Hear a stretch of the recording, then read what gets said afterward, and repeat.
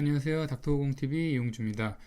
오늘은 수술 두 케이스가 있었는데 두 케이스 모두 이제 실리콘을 사용해서 시행했던 케이스고 사진을 보면서 좀 설명드리겠습니다. 이분이 이제 첫 번째 케이스고요. 여기 이제 두 번째 케이스인데 첫 번째 케이스에서는 우선 환자분이 여기 살짝 매부리가 약간 있고요. 그리고 그 부분을 이제 깎고 이제 실리콘을 3.5mm를 조금 깎아서 넣습니다. 왜냐면 그거 이따 설명드릴게요. 그리고 이분 같은 경우는 코끝 자체는 높은데 요 미간 부위가 많이 났죠. 그래서 이분 같은 경우는 4mm를 넣었던 경우고요.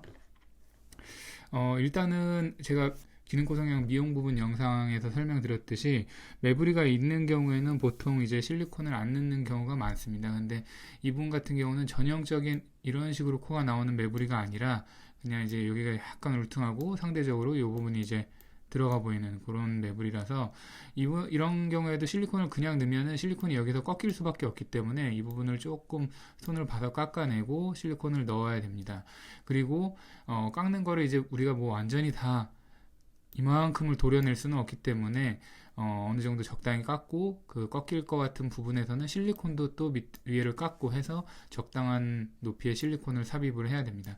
그래서 이 환자 같은 경우에는 이제 3.5mm의 실리콘을 콧대 부분을 좀 깎아가지고 이렇게 넣고 나온 거고, 그래서 실제로 여기는 뭐 요 미간 부위는 분명히 높아지게 나오겠지만 여기서 이제 코끝에 이어지는 라인은 아마 자연스럽게 이렇게 나오게 시술을 해놨던 사례입니다. 그 다음에 이분 같은 경우에는 코끝은 정면에서 보면 조금 이제 굵었던 면이 있고 옆에서도 보면은 약간 투박한 면이 있어서 조금 코끝을 뾰족하게 이렇게 시술을 하고요. 그 다음에 여기서부터 이렇게 실리콘이 올라오게 이런 식으로, 여기는 이제 실리콘을 밑에 쪽은 이 부분은 좀 깎아서 얇게 이렇게 올라오도록 그렇게 시술을 한 사례입니다.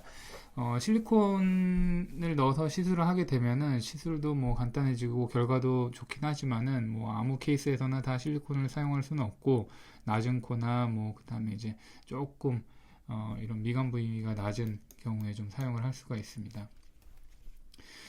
제가 이번 영상에서 말씀드리고 싶은 거는 실리콘을 사용하는 이제 융비술, 즉 보형물을 이용한 융비술에서는 코끝 성형이 뭐 핵심입니다. 물론 어떤 유형이건 코끝 성형이 핵심인데, 왜냐하면 예전에 이제 L형 실리콘 같은 이렇게 그냥 실리콘 이만큼 다는 L형 실리콘 같은 보형물을 사용할 때는 어차피 이 보형물이 그냥 코끝을 다 만들어내기 때문에 뭐 큰 의미가 없었는데 이제 그런 L형 실리콘이나 코끝까지 내려오는 실리콘을 사용하면 안 되고요.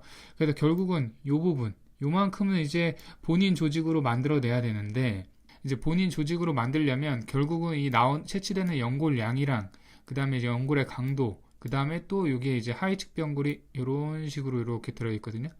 이게 이제 얼마나 이렇게 딸려 올라오느냐, 그거에 따라서 다 달라지기 때문에 코끝이 먼저 만들어지고 나서 거기에 맞는 이제 보형물을 보통 삽입하는 게 일반적입니다. 그래서 코끝 성형이 이제 코 성형에서는 가장 중요하다, 최근에는 그렇게 알고 계시면 되시고, 또 하나는 이 환자 같은 경우에는 예를 들어 이제 코끝만 이렇게 올려놓고 사실 여기는 그냥 갈기만 하고, 실리콘을 우리가 지금 이런 식으로 여기까지 들어가 있긴 한데 여기는 아주 얇게 제가 깎아가지고 넣었는데, 보시면은 그런 과정이 번거롭다고 하면은 이렇게 요만큼만 덮을 수 있는 고어텍스 같은 거를 좀 사용을 해도 됩니다.